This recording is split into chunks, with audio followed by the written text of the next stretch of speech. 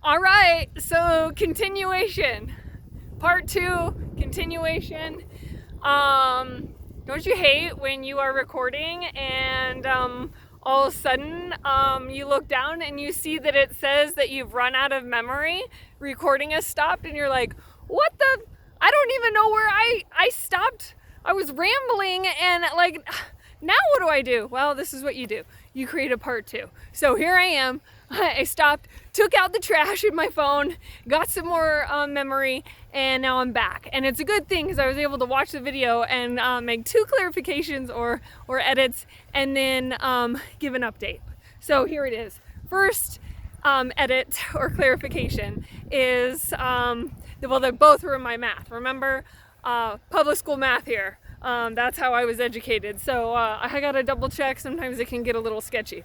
So as I was going down the list of my costs to get to my net rents, I was talking about $100 for property taxes, and then I did a subtotal of $385. It should have been a subtotal of $285.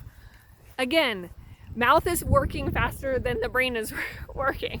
So $285, and then $40 for my property insurance brings me down to $245. So I said the correct end total, but it got a little crazy there in the middle. Okay.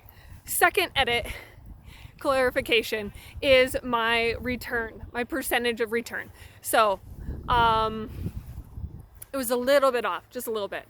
So instead of being 30%, it should actually be, because it's $245 times 12 months, divided my initial investment of 11 grand, it is like 26.7%, I believe, which we can round down to 26 to be conservative. That's fine. Let's do that. And then the update. So I did end up getting an update, answer to my question to Jeremy, or more of an answer to my what in the world. I thought that this was going to be like profitable. I cannot live off of $245 a month.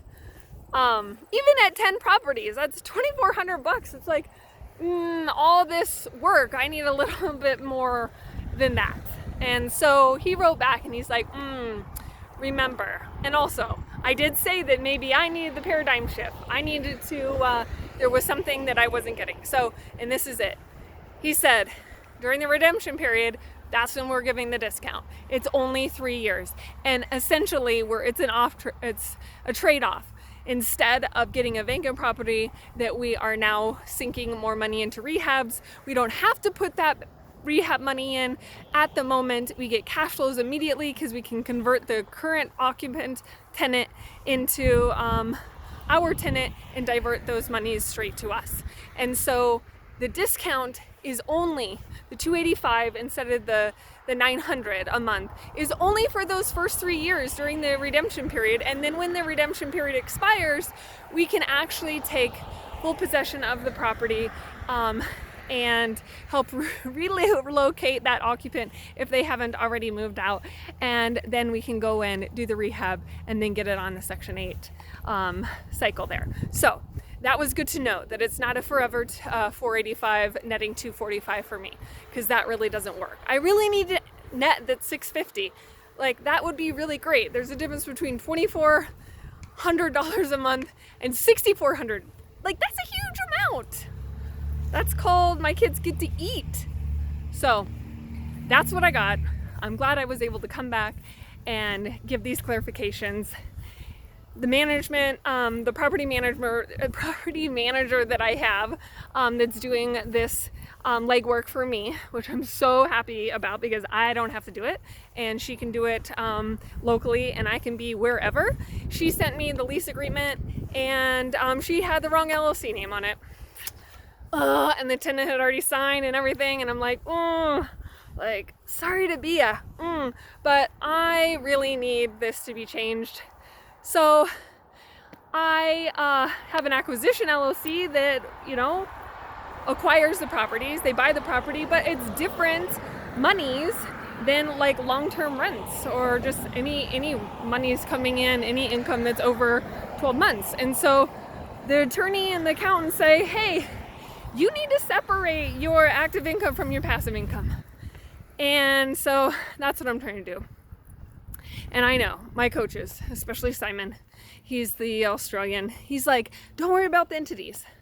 Like, you can fix that later. Just get started. And I'm like, okay, I get that. And he's like, no.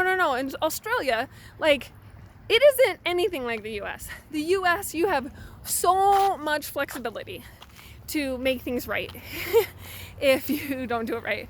And in Australia, I guess that's not the case. So anyway, I do kind of care about the entities and getting them set up.